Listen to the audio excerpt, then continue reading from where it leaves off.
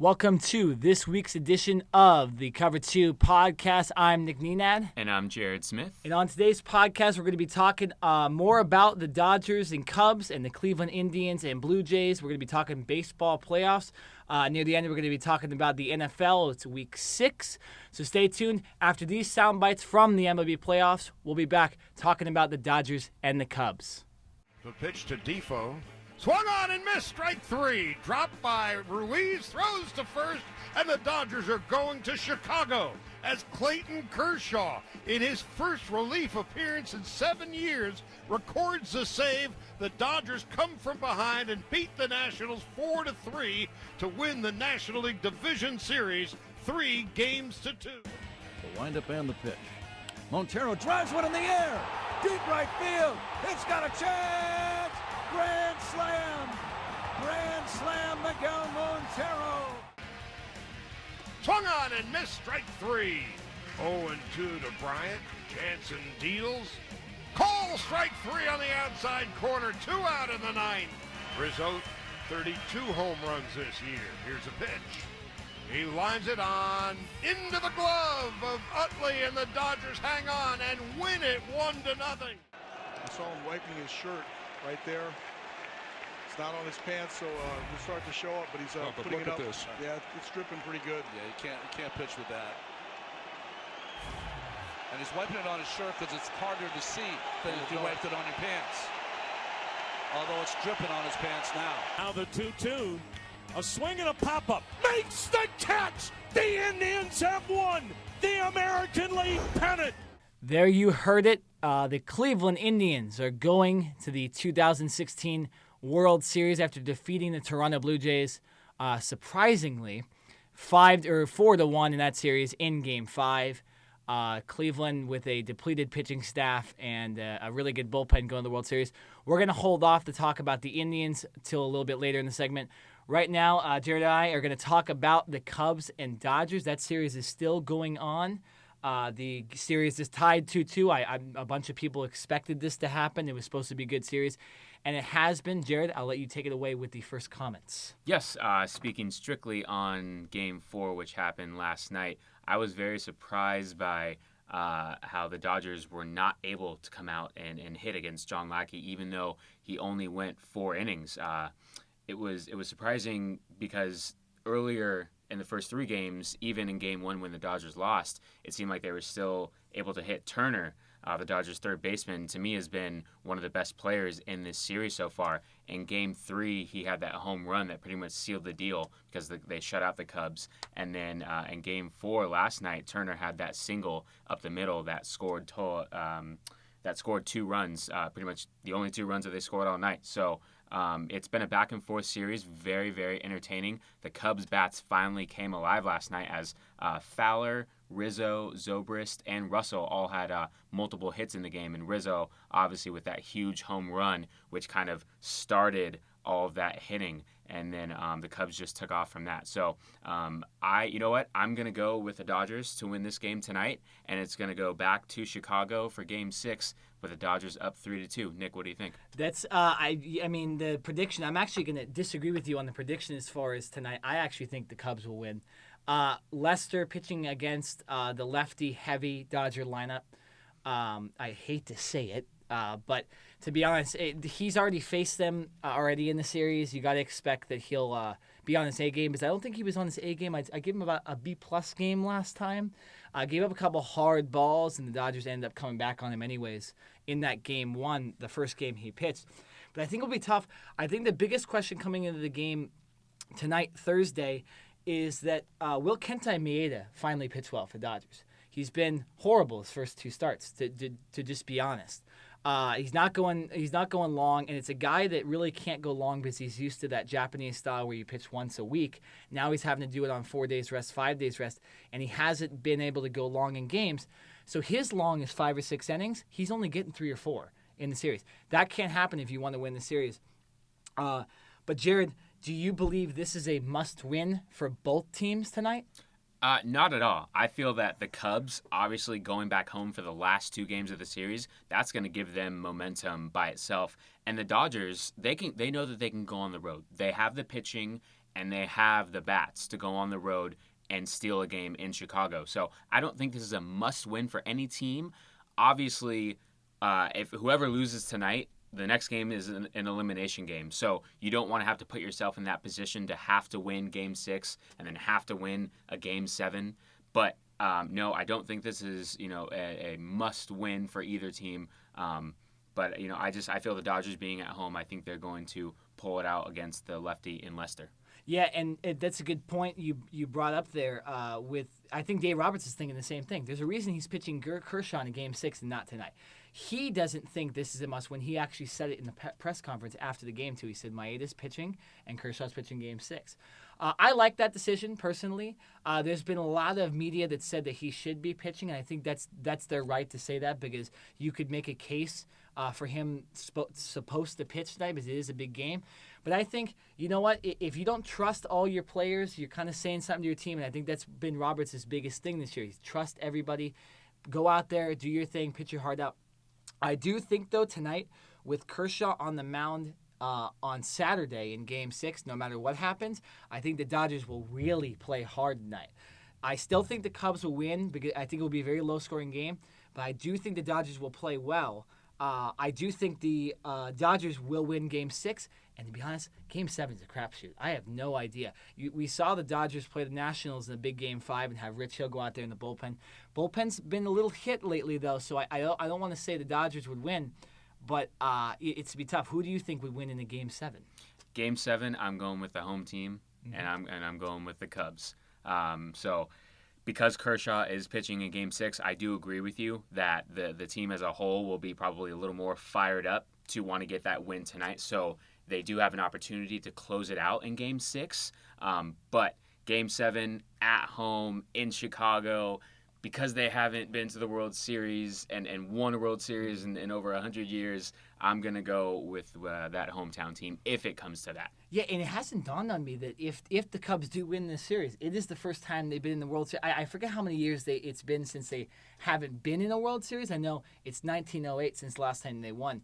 But still, I mean, even getting back there, it's been a long time. The Cleveland Indians, who we'll talk about in a second, I think what was it? The last time they won a World Series was 48. So yes. A couple, no matter what, who gets in the World Series this year, it'll be a World Series drought kind of a series this year. I want to go back a little bit, back to Game 4, which was Wednesday. There was two things I saw in that game. One, you said this earlier too. The Cubs are starting to hit their stride hitting.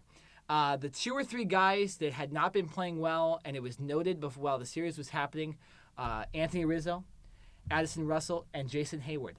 All of them came up with big hits tonight. So that makes this lineup really, really scary, thinking about what they could do now. Even Fowler, who wasn't hitting that well, got a couple hits last night. But really, Rizzo is the big guy that they needed to get going, and he's finally getting going. You saw with a 10-2 win in Game 4. The other thing is, do you think the questionable call at home plate with Gonzalez changed the momentum for the Dodgers since they did score runs in the inning right after? I definitely do think that it changed momentum, and it's hard to believe in today's world where we have instant replay, and you have an opportunity where you have people sitting in New York who have a chance to look at multiple different angles of a certain play, and then they still come out, and most people think they still got it wrong.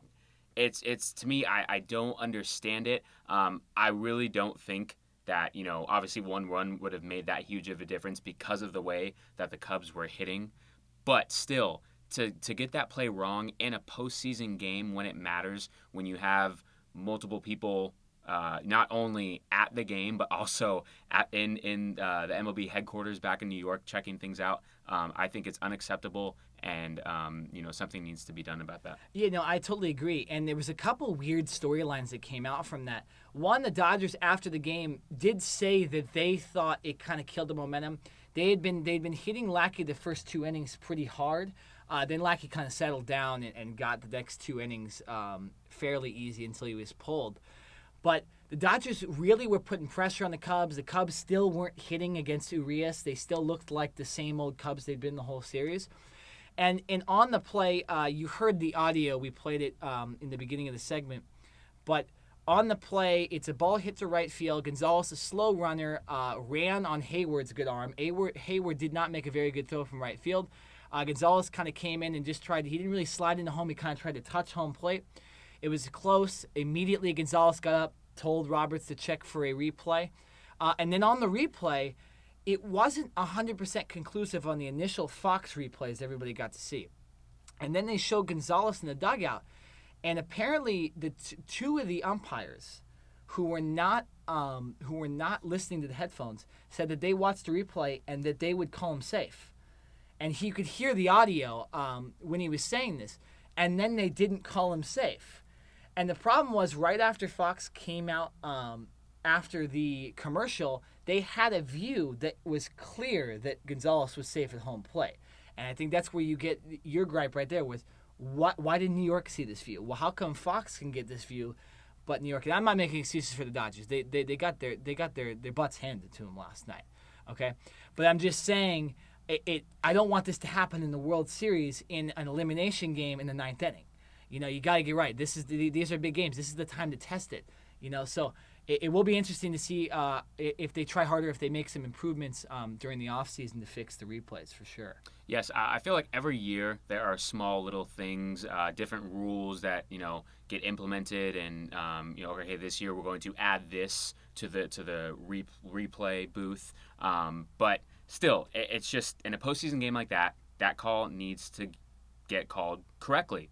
Whether the Dodgers, whether it helps them and they get 3 wins and they still lose 10-3, it doesn't matter whether they win or lose. You need to get the call right, period.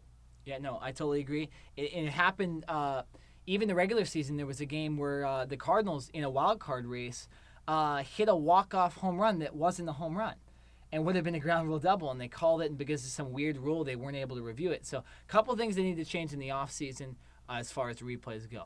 All right.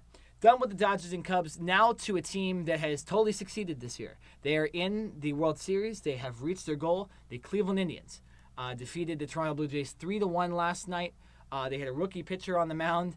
I don't know how they're doing it, but they're there, and the Indians are going to have a lot of rest because that Cubs Dodgers series will probably go 7. So they're going to have a lot of time to see the teams and stuff that they're going to face. But Jared, I want your initial thoughts on the overall series and on the Indians making the World Series. I was very surprised coming into this series. On our last podcast, I believe I mentioned that I was expecting the Toronto Blue Jays to come out and just hit the lights out of the ball.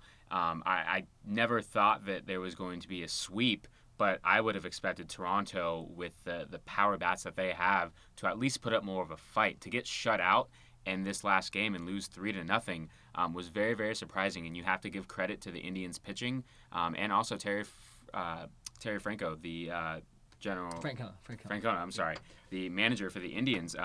They just had a game plan that they stuck to, and it obviously worked very well for them. I actually want to give a lot of credit to pitcher Andrew Miller, who tossed 2 2/3 scoreless innings to clinch that 3-0 victory. MVP? Yes, and send them to the World Series for the first time since 1997. For the series as a whole, he struck out 14 of 26 batters that he faced, and he only gave up 3 hits. Wow. So that's pretty amazing, and it seems like that whole the Indians pitching as a whole is on a roll right now. So whether they face the Cubs or the Dodgers, it seems like they have a pretty good shot to make it a real series. Well, I think it's you're looking at baseball now, and there's a trend. If you have a great bullpen, you can get far. The Indians are missing essentially 3 of their starters now, and maybe a 4th with Bauer. Because he injured his finger in Game 3. Actually, he injured his finger with a drone, and we'll talk about that in a second. But he had to leave Game 3 because of that injury. But you know what? They have a good bullpen, and Miller and Shaw and Allen are all going longer than expected, which helps. So essentially, you only need the starters for Cleveland to get 5 or 6 innings. Then you have that bullpen come in and shut down. You just showed Miller was absolutely lights out in this series. It was the reason he was named the ALCS MVP. I have NLCS MVP written on my paper, even though that was an AL series. So I almost said the wrong thing. But another topic about this series, as good as the bullpens are, the number 1 offense in the league did absolutely nothing. I know you said this right before we went on the air. That what happened with Toronto? I don't know. I'm speechless. I can't. You are more the MLB expert than I am, so I'm kind of looking to you for guidance, and you don't even have anything to say. Don't. It's very, very surprising. You know what? I have to give credit to the Indians. I'm gonna stop ripping on Toronto, and I'm gonna give all the credit to the Indians. They deserve to get to the World Series. They have a lot of momentum going right now. I do feel because they did win so quickly, and this NLCS will more than likely go 6, probably 7 games, that I think it will be somewhat of a disadvantage for the Indians to have that time off. I think they have a lot of momentum going right now, and for them to have probably 7 It'd be a lot of days off yeah, at least. At least 6. I think that's going to be somewhat troublesome for them, and I think whoever comes out of this Dodgers-Cubs series will have more momentum going forward, at least for that first World Series game. I definitely agree with you on that. I feel like you see this in most sports. It happens in hockey and basketball a lot too. A lot of times the series, they go longer. That team's more ready to play because they're used to it. They're kind of on a schedule where they're playing. Baseball especially, the only time they get these amount of days off is during the All-Star break. So they're not used to this. I agree with you. I think the Cubs and Dodgers will definitely have the advantage in the beginning of that series. You said you didn't want to rip on Toronto. I do want to rip on Toronto a little bit for 2 things. One, obviously the hitting. What happened? I mean, you have 4 superstar hitters. I know their leadoff hitter, Devin Travis, that kind of messed with their lineup, and they had to bet Batista first a couple times. But still, the main hitters weren't hitting. I know they hit a couple home runs and stuff, but they weren't getting big hits in clutch situations like they did in the wild card game and like they did in the ALDS. So I don't know what happened. And the other thing I wanted to complain about was they're complaining. They complain too much about the strike zone and outs and weird plays and stuff like that. And I think it affects them in the playoffs because I think they get too emotional during these games a lot, and they have a lot of emotional players. I mean, you see all the the brawls and fights they get in and all that stuff. A lot of emotional players, and I think it does affect them. I think those guys need to calm down, or John Gibbons needs to, have a talk with them if they get into the playoffs next season about keeping your composure. You see the other teams, Cleveland, they kept their composure. The Cubs, they keep their composure. The Dodgers keep their composure, and that's why they've had successful runs, and that's why Toronto didn't.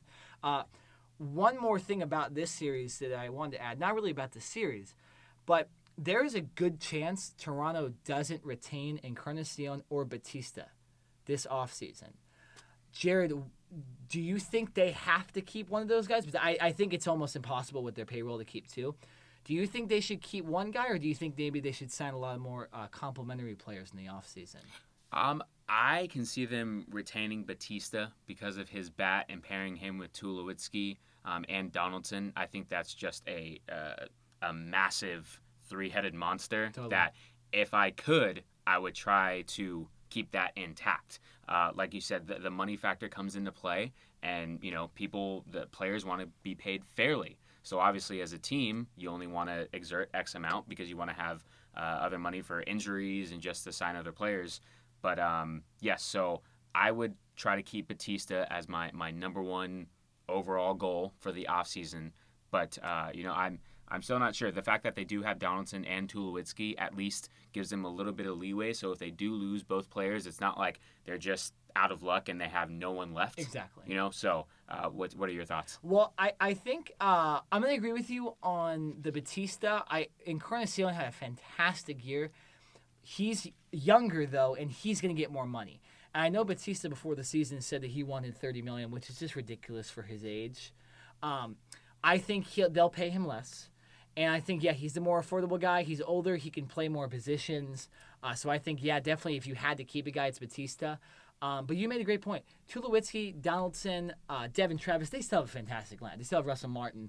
So it's not like they're not going to be good next year. But, this was kind of their time to get into the World Series and really be successful. And you never know. You win a World Series, maybe guys take a pay cut. Not now, And I heard they said that they're going to keep John Gibbons. They're not firing him or anything. I didn't even hear that he was going to get fired anyway, so that was kind of surprising that came up. But, no, they did say that they're going to keep him, so they're going to try to keep as much as the band going. But, I just think a disappointing year for the number 1 offense for sure. On the other side of the break, we will play, once again, another edition of Do You Care? So here are some crazy and ridiculous random sound bites. Just talk about the emotion of the game. Trying to find ways to win the football game. This is disappointing as you've been in a while, Cam. Next question. The slow start, this has been a kind of characteristic of this team, it seems, this year. Why do you think that keeps happening? Just try to find ways to win the football game. After tying it up there late in the fourth quarter, how frustrating is it to be on the sideline helpless watching? Next question.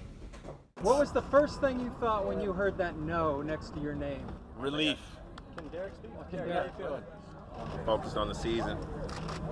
All the reporting was biased. We're just very relieved that the system worked. We had a jury of 7 white people and 1 Hispanic who exonerated 3 black men. It was fantastic. The system worked. We will not release the victim's name because of the rape shield laws, because we believe in that policy. Do you have any other real substantive questions? Let's go. After listening to those sound bites, you know it's time for Do You Care?, where Nick and I will discuss specific topics and figure out if it really matters or if it's a non-issue. So I will start with you, Nick. Do you care that New York Giants kicker Josh Brown admitted to domestic violence against his wife? I do, because this has been a sore subject in the NFL last couple of years. But this guy essentially, I remember we complained about this in the beginning of the season. He only got suspended 1 game. He's been kicking for the Giants. And it came out that he wrote journals where he admits to beating up his wife, physically abusing his wife.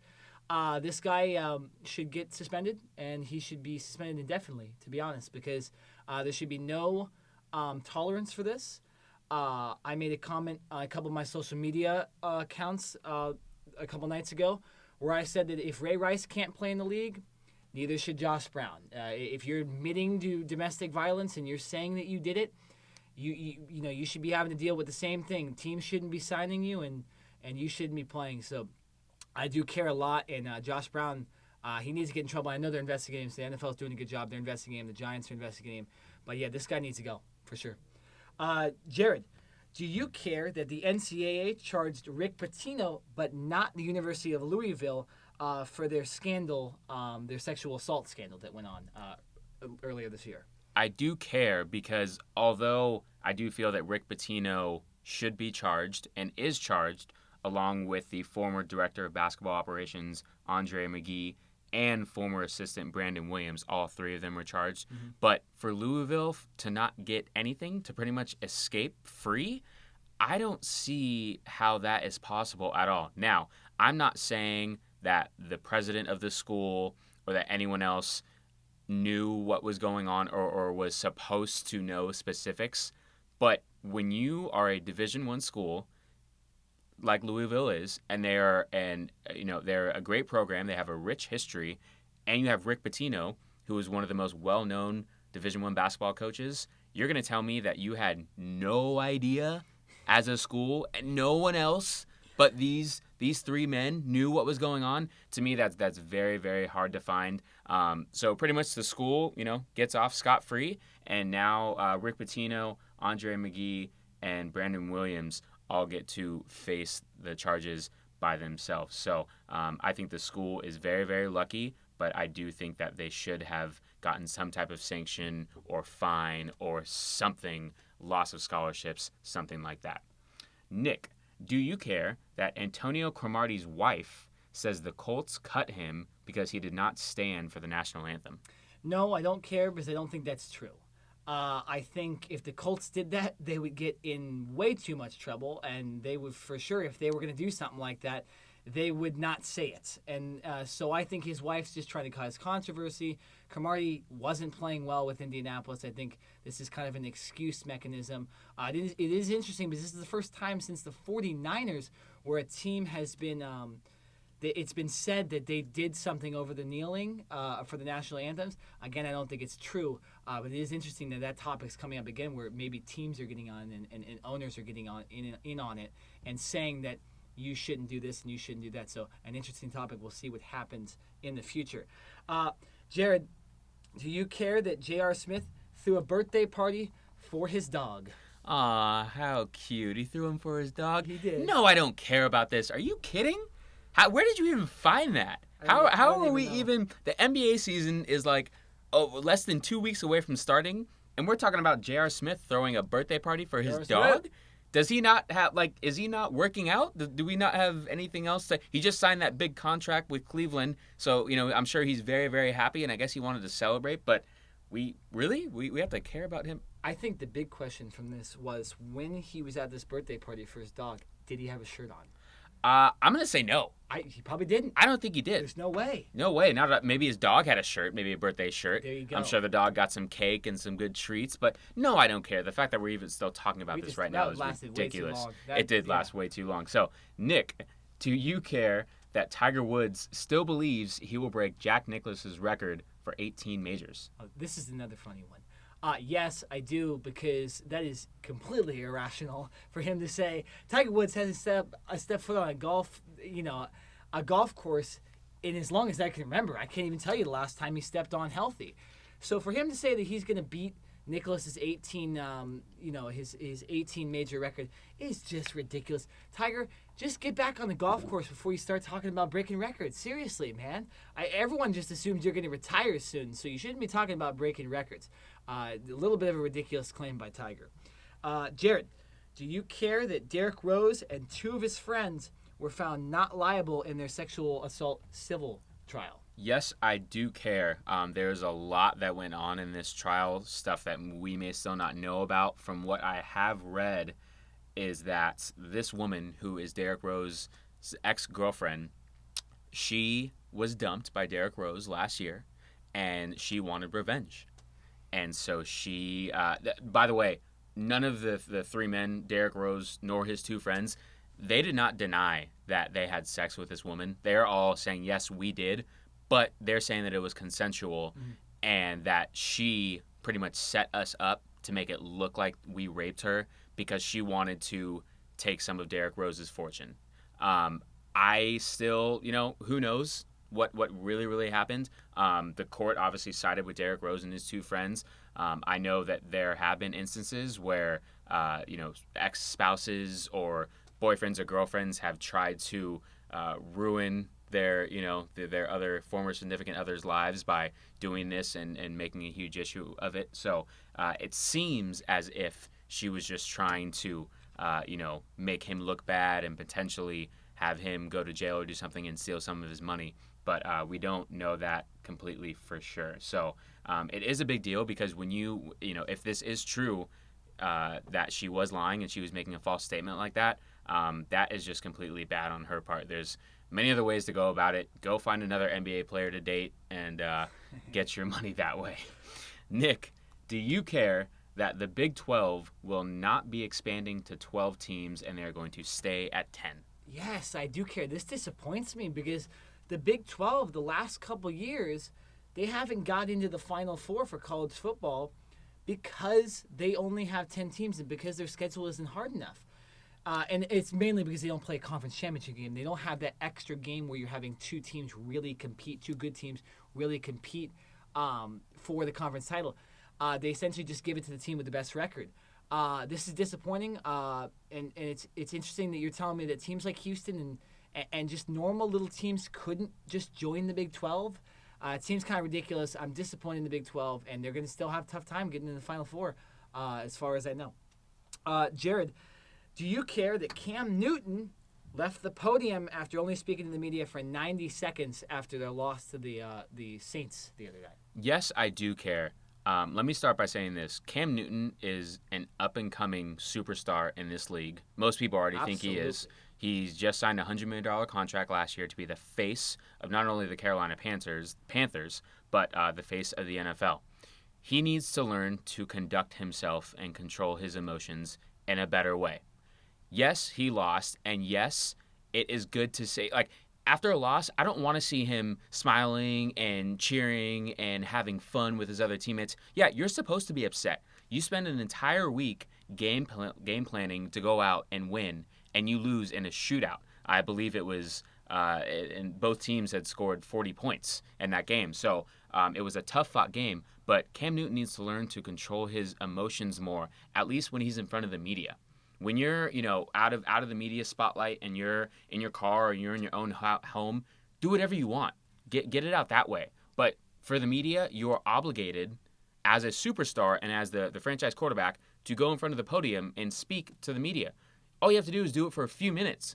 It's not that you even have to answer the questions. Just get up there, say what you have to say, or don't say, but just stand there like a man and take it. And then leave for 2 minutes, and we wouldn't even be having this conversation right now. So get your act straight. It's only for a few minutes, because when you're winning, if they had won, he would have been up there all smiles, smiling at the camera. Totally. So it goes both ways. So as big of a Cam Newton fan as I am, I feel that he needs to get his act together and learn from this situation. And that will be the end of our Do You Care segment. On the other side of the break, we will be talking about Week 7. Week 6 of the NFL and upcoming Week 7. He's throwing again, and off the fingertips, and intercepted. Earl Thomas has the pick. He's at midfield. Seattle has the football. From 44 yards away, the Seahawks lead. Mike McCarthy's team loses for the second time, 30-16 the final. And let the debate begin. The next time the Cowboys take the field, is it Prescott? Is it Romo at quarterback? The Cowboys are 5-1. On the Jets sideline, Geno Smith with his helmet on. He's been warming up. A number of his teammates going over and talking to him. It certainly appears that he's going to come into the game here in the fourth quarter. All right, that was a sound bite. Well, there's multiple sound bites, but that last sound bite was of the Arizona Cardinals beating the New York Jets. A game where we saw Geno Smith get into the game. I actually want to start with that topic. Geno Smith, they say, is starting this week for the Jets after they got pummeled by the Cardinals, which made me very happy. But, Jared, what do you think about Geno Smith playing over Ryan Fitzpatrick, who's been horrendous this season? I don't think it's going to matter. Both of them have been horrible this year. You can put either one in, and they're still going to find ways to lose because they turn the ball over. Geno Smith was on the sidelines in the third quarter, right before he came into the game, kind of pacing, putting his hat down, just looked disgusted at the way the team was playing. And then he finally gets in the game, and what does he do? He throws the pick to Tyrann Mathieu. You can only be disgusted at yourself, my friend. I feel that, last year Fitzpatrick had a good year. He was very solid, wasn't turning the ball over as much. I believe a few weeks ago when the Jets were playing the Chiefs, Fitzpatrick had 6 interceptions in one game. I didn't even know that was possible. So while this defense has also underachieved, they came into the season, or at least I thought they were coming into the season as one of the top defenses in the league, with Todd Bowles being the defensive mind that he is. But, Darrelle Revis hasn't looked the same. And their front line, which has multiple first-round picks on it, hasn't been able to get pressure. So this team as a whole just isn't playing well. They also lost Eric Decker a few weeks ago. He got put on the IR, so they don't have him anymore. And it's pretty much Brandon Marshall and an older version of Matt Forte. So this team is going downhill very fast. It was not surprising at all that Arizona just beat the brakes off of them, even though Arizona has had its own ups and downs. But just not good at all. And to answer that question, whether you put Fitzpatrick or Geno in, they're both going to throw picks. So it was, how smart does it look at New York not giving Fitzpatrick a contract now? Big time. I mean, that guy just literally lost all hope of ever starting in the NFL essentially again, unless he's playing for the Browns or someone pathetic like that. Sorry, I had to take a shot at the Browns. I mean, every other team in Cleveland's playing well, and they just suck. All right, back to the Jets. Okay, so my take on the Jets, pretty much the same exact thing. The front seven, still very good, but then they let 3 touchdowns to David Johnson. So, you know what? How really good are they? I want to talk a little bit about the Cardinals just because, they are my favorite team and stuff. So I thought they played good. Palmer was still very sketchy in the beginning in the first half, but they kind of turned back into the Cardinals from last season later in that game. Palmer played really well.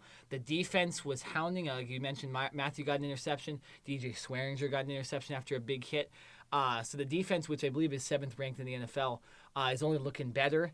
They play the Seahawks this Sunday Night Football. They've always played well under the lights in big primetime games. So it will be, it'll be interesting to see if they can win that one and take a win from the Seahawks. But I thought the Cardinals kind of returned to form, but it's going to take a good team next week. If they can beat a good team, that's kind of when you say the Cardinals are back.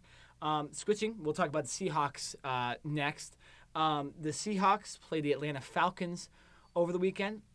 Very good game, one of the better games of the weekend for sure. And Seattle got the win in kind of crazy circumstances. You heard the sound bites that we played a little earlier.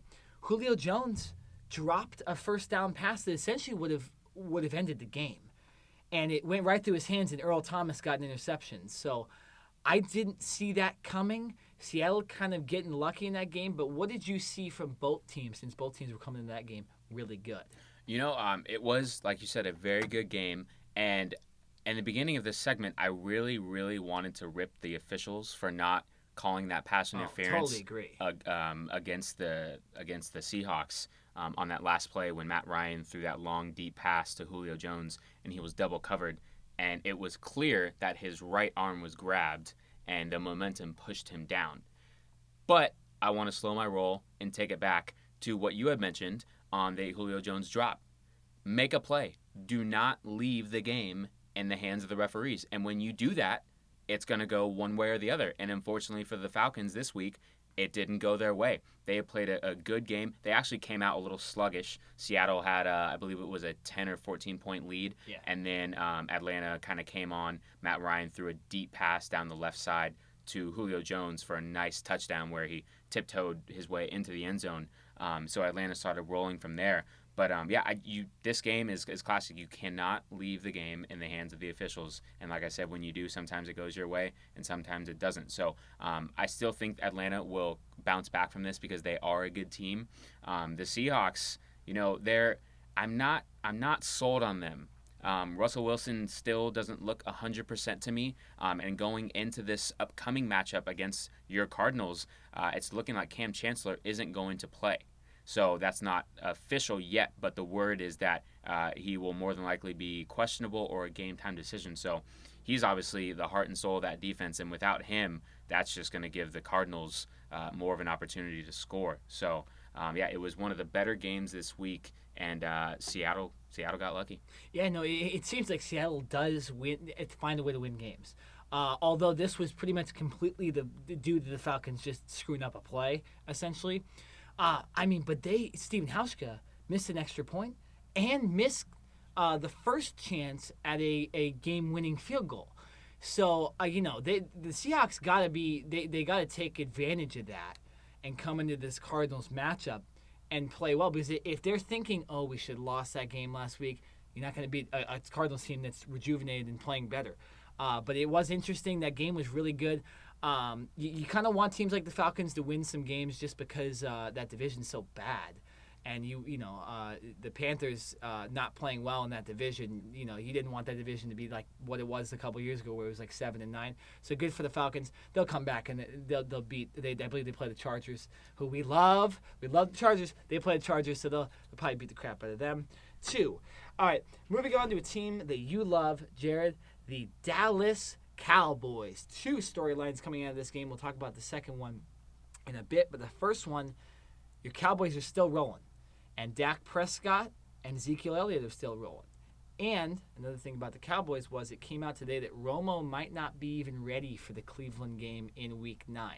I want your take on both of those 2 points. Yes. So starting off with the game that happened this past Sunday, the Cowboys played very well. They forced 4 turnovers total, and 2 against Aaron Rodgers. 1 interception by Barry Church, and the other play that Aaron Rodgers fumbled at the 2-yard line when he was looking to scramble into the end zone. So even though the Cowboys did play very well, the Packers made their own mistakes, and they cost themselves a chance to at least be in this game. What I like about the Cowboys and what they've done offensively is, yes, they're leaning on Ezekiel Elliott, but he's only getting 20 to 25 carries and catches a game. So they're not completely overworking him, especially because they know that this is a 16-game season plus the playoffs. So Alfred Morris comes in for a few plays to give Elliott a little breather, and Dak Prescott has just looked so poised. I say it every week, and I'm just waiting for him to fall off, and he doesn't do it. The game plan has been very great. They're not forcing the ball anywhere. They're giving him good, easy decision-making throws. He's not being confused by the defensive coverages. So overall, I think this team is just playing very well. The defense is playing way better than expected. And, for right now, until Romo is completely healthy, you have to leave Dak in the game. But when Romo is healthy, I'm putting my Pro Bowl quarterback back in, and I know that's where you wanted me to go. Yes, I do believe that Romo should come back. Listen, I think Dak Prescott has done a fantastic job, but let's not forget he is still a rookie, and he is still technically a backup on this team. I feel that when Romo is completely healthy, I want my Pro Bowl, multiple-time Pro Bowl starting quarterback to come back in. He has been in this offense for over 10 years. He knows the plays frontwards and backwards, and I feel that he can get the team in and out of certain plays better than Dak can. Now, Dak is obviously way younger. He uses his legs more so he can, scramble for first downs and do that type of thing. But when it comes down to, the end of the season, if the Cowboys are, 1 or 2 games away from making the playoffs and they're in the hunt with the other teams in the NFC East, I'm putting my money on Romo to get them there. And I'm not saying that I don't trust Prescott, but because the Cowboys are doing so well and they are 5-1, this gives Romo a complete chance to get healthy. If the Cowboys were 2-3 or 1-4, I feel that Romo would probably rush himself back and try to play sooner, and therefore he would probably injure himself within that first game that he came back. But because they're doing so well, I'm going to let Romo get completely 100% healthy. That means even if he doesn't come back for week 9 and maybe he comes back week 10 or week 11, I'm going to let him completely rest. And when he's healthy, I'm inserting him back into the game. No, I respect that opinion and great analysis on the fact that, the record does help the fact that Romo can pretty much come back whenever he wants. I think that's what happened last year, too. Came back too soon and got hurt again. So the Cowboys got to be smart, not let that happen again. I still disagree with you. I still think you go with Dak Prescott. And this was the first time that I actually got to see the Cowboys play a full game. I haven't, for some reason, been able to see them play a full game this season. And, man, I love the way Dak throws the ball. I love the way Elliott runs. I mean, this team's a playoff team, for sure. I remember at the beginning of the season, we were saying that there's a chance they make the playoffs. But now I think it's a playoff team, especially with the NFC being kind of off this year a little bit, too, with some of the better teams not playing well. I think the Cowboys, for sure, they should win that division, and they should play well in the playoffs when they get there. I'm telling you, Jared, at some point in this podcast, I'm going to get you to say that Prescott deserves to start. It's going to take time, because I know you're a Romo guy. But I just think the way the system's working with the more kind of option offense, the 2 runners. I can respect the fact that you put in as long as he's healthy, you put in Romo in there for sure. So they played the Green Bay Packers. They won 30-16. Another thing coming out of this game, another storyline, is what's happening with Aaron Rodgers. He looked horrible again, and his stats may look okay. His stats, he had 300 yards in the game essentially. But he just doesn't look good. He's throwing all the balls off his back foot. He's missing wide open receivers. He missed Randall Cobb wide open in the end zone and missed a couple longer throws to him as well. So, Jared, what's going on with Aaron Rodgers? I really do not know. This is obviously not the Aaron Rodgers that we are accustomed to seeing. I'm not sure if it's because Jordy Nelson is still working his way back. I don't know if Jordy Nelson may be 100%, but I think he's still thinking about that injury. He's not playing completely loose. So obviously last year, Aaron Rodgers didn't have a great year, and a lot of that was because Jordy Nelson was not there and the other receivers weren't able to step up. So, I think it's a mixture of the play calling, and right now they don't seem to have that confidence that you would normally expect from an Aaron Rodgers-led team. Breaking news that came out earlier today is that Eddie Lacy is going to need surgery and will be placed on IR for the rest of the year. So going into tonight's game against the Bears, the Thursday night matchup, they will not have their starting running back, Eddie Lacy, nor will they have their backup running back, James Starks. So it is really going to be on Aaron Rodgers' shoulders to have to lead this team to a much-needed victory this week against the Bears, who are obviously pretty pathetic And if they can't get a win tonight, then there's really something wrong. Yeah. I'm not sure. No, for sure. And I remember earlier this season when we did the predictions, I said the Bears would make the playoffs. I just want to say I was totally wrong. I don't know. I mean, the Bears are horrible, and like you make the point, they need to win tonight. But they can do it. I for sure. This reminds me of a little bit of what happened with the Cardinals 2 weeks ago, with an injury happening and then they having to play a Thursday night game. A big player getting injured. It was Carson Palmer for the Cardinals. Now it's Eddie Lacy, so that they could still win. I'm not totally getting rid of that. But they did trade for Niall Davis. They still have James Starks, who's very, very dependable running back. But again, it's got to rely on Rodgers' shoulders, and right now he doesn't look up to the task. Hopefully he can, because there's nothing better than watching Aaron Rodgers throw the ball around the field, to be honest. So I really do hope that he gets better, and he can kind of lead Green Bay to more wins for sure. Moving on to some AFC teams. Well, really just one team. Big Ben and the Steelers had a good game this weekend against the Dolphins. The Dolphins ended up winning the game, but nobody really cares about that because Big Ben was injured and he's out for a while with a torn meniscus? Yes. Correct? Torn meniscus. So, Steelers losing their quarterback again, just like last season. Landry Jones going to come in. I think this offense is still good enough to win a lot of their games. I think you need Big Ben back if you want a chance at the playoffs and if you want a chance in the playoffs. And I don't think anybody will disagree with me on that.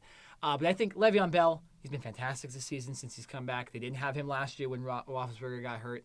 Antonio Brown's been Antonio Brown. Their receiving core is outstanding. So I'm not going to totally throw away the Steelers season, especially since it's said that Roethlisberger is not out for the season or anything. But I think Landry Jones isn't that bad of a quarterback. What do you think about Landry Jones in that offense? So first off, many experts going into the year had the Steelers going to the Super Bowl. And, the first few weeks of the season, the Steelers looked great. And then they had that game against the Eagles where they looked pathetic.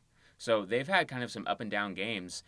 They bounced back with a huge win against the Chiefs the following week. But then this past game against the Dolphins, even when Big Ben was in the game, because I believe he got hurt. He actually stayed in the game, I believe. He did, yes. He went out for a few plays, went to the locker room, they checked on him. He came back in to the game, and the Steelers' offense just wasn't really clicking. So they've kind of had an up and down year so far offensively. One game, Ben throws 5 touchdowns and over 300 yards.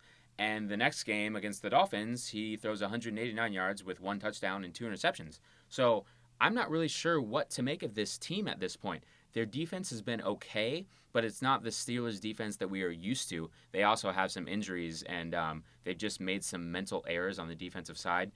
They gave up 204 yards to Ajayi, the Miami Dolphins running back, who just had a day with 2 touchdowns. So I think this Steelers team will be okay because of the leadership and Coach Mike Tomlin. But yes, to get to the playoffs and to make some noise in the playoffs, they're definitely going to need Big Ben to come back healthy and get on track with Antonio Brown, who also, only had 4 catches for 39 yards. So he's also, having an up and down year. He has a good game, then he has a not so good game. So I think they need a little more consistency. I will say one thing, though, in this division, because the Bengals aren't playing well, one of the most disappointing teams, in my opinion. For sure. And the Ravens, who started off the year 3-0, and then they lost their last 4 games, I believe. And then, obviously, there's the Browns, who we don't even need to talk about. But because this division is pretty weak, the Steelers still have a great chance to come out of it as the division winners. Yeah, I agree with you. It's been a weird season for the Steelers. You're right. They've looked really good, especially I remember week 1 when they just torched Washington. It was supposed to be a good team. And then they come out and they lose to the Dolphins, who they were supposed to just trounce. So it's been a weird season. They're going to have a tough matchup this weekend, too, with the New England Patriots, who are absolutely rolling. I want to talk a little – I know we weren't supposed to talk about New England today, but I want to talk a little bit about it because I did remember that Gronk kind of returned for New England. How scary is New England right now? Gronk is back. James White has been playing better. Now, LeGarrette Blount's been kind of injured, but, they just win.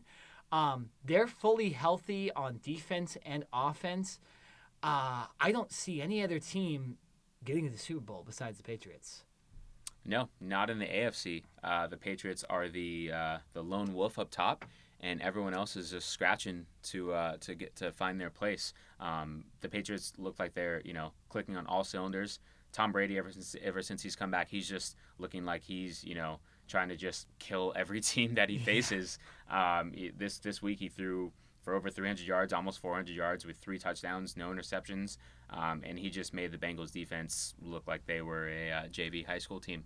So it's just, it is very scary. It's it's getting to the point to where I'm not even surprised anymore. No, this is just who the Patriots are. As long as Bill Belichick and Tom Brady are still with the Patriots, I'm going to assume that they are going to just breeze through this division, and they're going to make the playoffs. And once you get into the playoffs, anything can happen. But as of right now, they look like they're on a roll. And Gronk had a great game, 162 yards, 1 touchdown. He looked like he's getting healthier and healthier.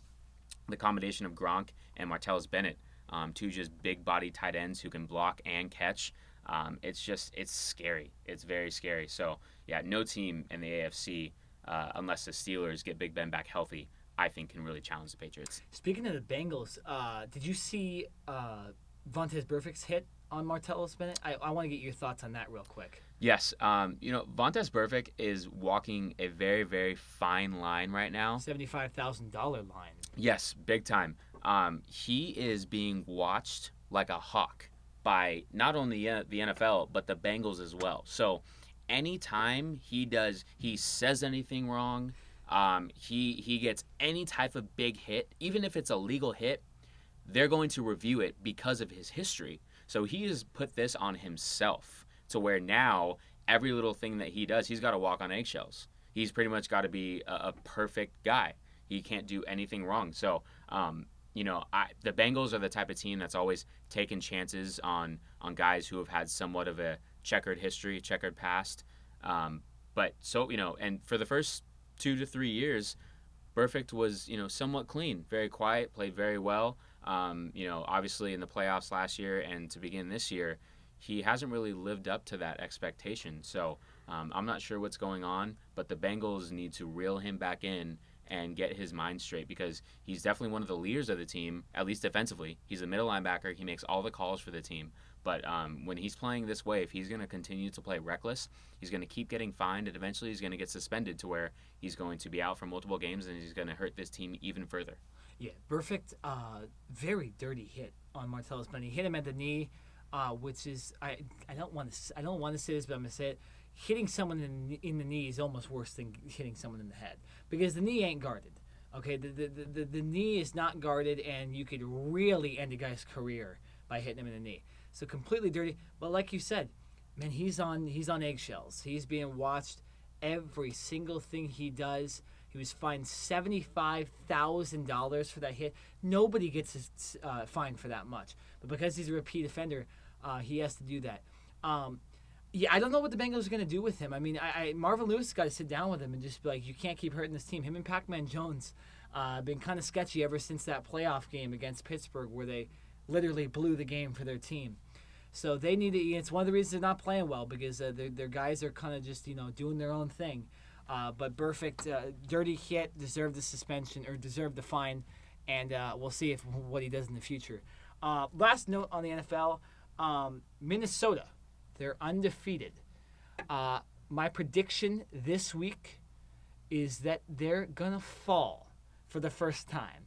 I think this whole undefeated thing, their whole undefeated run is finished. They play the Eagles, who I think are going to be trying to get a win. They need to get a win. They were 4-2, and then they lost. They were 4-0, and then they lost 2 games. So the Eagles, you know what? I think they're going to beat the Vikings. What do you think, Jared? Because I'm a Cowboys fan, obviously I'm going to be siding with the Vikings here. Sure. I think the Eagles are going to be up for this game because they're going against their former quarterback in Sam Bradford. Definitely. And they're going to want to put a hurt on him. I think the Vikings, are just rolling right now. Coming off a bye week, 5-0. They've got all the momentum in the world going on. And I think they're going to go into Philadelphia and put up a big fight. I think it's going to be one of the better games to watch this week because I think both teams can score points and both teams Minnesota's defense all around is fantastic, and the Eagles' front four is very, very good. So I think it's going to be tough for the Vikings to run the ball against this team. I think their Sam Bradford and their passing attack is really going to have to be on point in order to get points on the board for the Vikings. I'm going to give the Vikings the win in a close 1-point game. I'm going to go 27-26 Minnesota. There you have it. That's the NFL talk. Couple good games coming up this weekend. Cardinals, Seahawks, Vikings, Eagles, and, of course, Steelers and Patriots. We'll be right back with our final thought. All right, this is the final segment of the show, and this is a new segment where we're going to give our final thought. You probably see it in a lot of news shows, a lot of sports shows, but we decided we're going to do it. We want to give off our final thought. This is just going to be some random point that one of us wants to make that we didn't talk about on the podcast. So I will start. My final thought on the day is, what the heck is going on with the Southern California hockey teams? The Anaheim Ducks and Los Angeles Kings have not won a game this season. The Ducks have played 3 games. They've lost. They're supposed to be one of the best teams in the NHL. And the Kings, they're 0. Actually, excuse me, I mixed it up. The Kings are 0-3. The Ducks are 0-3-1, which means they lost in overtime. But between the 2 points after 7 games, 1 point. It's inexcusable. These teams are supposed to be Stanley Cup contenders, and I know the Kings lost Jonathan Quick, and they've had a couple of guys suspended and injured to begin the season, but you got to win some games, and they're getting killed, and they're not looking very good. The Ducks, on the other hand, they're letting games slip through. They had this kind of start last season as well, but still, it's pissing me off that the Ducks and Kings they can't get wins, because you want to watch hockey, but you don't want to watch these teams lose every week, and these teams are supposed to be good. They're disappointing the fans in Southern California, and I know I'm not the only one on that point. And for my final thought, I want to grill the Dodgers as an organization and Time Warner Cable for not showing the Dodgers postseason games on Vox Channel 11. From my recollection, in past years, most NL playoff games have been broadcast on Vox Channel 11. If you have any type of, you don't even have to have cable service, if you have a TV, you're going to get the basic 2, 4, 7, 9, 11, and 13. Well, Channel 11 is a part of that, right? Vox Sports 1, which I'm not sure, on Cox Communications, it's Channel 73. But not everyone has Vox Sports 1, and yet they're still broadcasting these playoff games on these channels and forcing people to pay more money to watch playoff games. To me, it makes no sense in the world. I'm getting tired of it, and I'm not even really a Dodgers fan. So if I was a Dodgers fan, I couldn't even imagine how I would be feeling right now. I think they need to come, to some type of an agreement to where, especially in the Southern California market, where you have the majority of your followers. Don't you guys want them to see you play, right? You don't want to, only Time Warner Cable subscribers can now watch the Dodgers, or if you have Vox Sports 1. So it still doesn't make any sense to me. It's been over 2 years since Southern Californians have been able to watch the Dodgers play on a regular basis. I don't know why a deal can't get done. These big companies have been way too stubborn, and in my opinion, they're going to start losing fans and customers pretty soon, because it may be one thing for the regular season, but in the postseason, when the Dodgers are very, very close to getting to the World Series and fans aren't able to watch, it's unbelievable. It's a disgrace, and I don't think it should be tolerated anymore. And so that will do it for the podcast. Those were our final thoughts. I want to thank J.R. Smith's dog specifically for this podcast, for the moment of the podcast, you could say. Next week, going to be a fantastic podcast. All NBA. We're going to be doing our NBA predictions. I can guarantee we're probably going to talk a lot about the Warriors, since they did a lot in the offseason. We'll be talking about a lot about the Cavs. We'll probably talk about the Lakers, just because somehow they'll get into the conversation a lot. Some Clipper talk too. But we're going to pick our MVPs. We're going to pick our teams. We're going to pick our champions, and we're going to pick our playoff teams. So next week, NBA predictions. This has been the Cover 2 podcast. I'm Nick Dienan. And I'm Jared Smith. And good night.